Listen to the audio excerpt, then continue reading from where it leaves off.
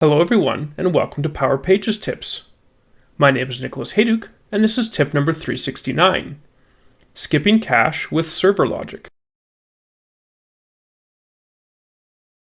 For years, we've been asking for a way to programmatically clear the cache of a Power Pages website. While not exactly what we've been asking for, the new server logic functionality in Power Pages gives us a way to bypass the cache. Before we dive into the details, don't forget to subscribe to the Engineered Code YouTube channel for our weekly tips, monthly community calls, and lots of other Power Pages and Power Platform content. The server.connector.dataverse object has a couple of functions that can be used to query data from Dataverse: retrieve record and retrieve multiple records.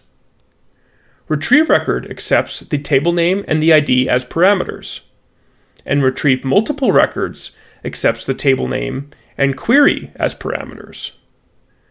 But they both accept one other special parameter: skip cache.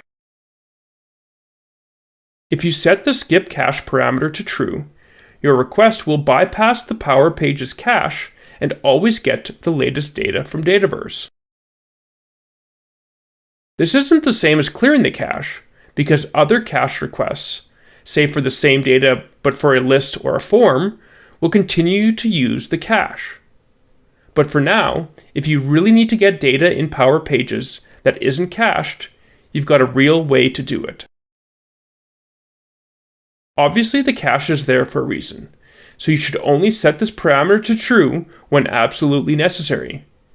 Try to design your site to avoid needing to use this awesome new feature. Thanks for watching, and I hope you found the Power Pages tip number 369 on skipping cache with server logic useful.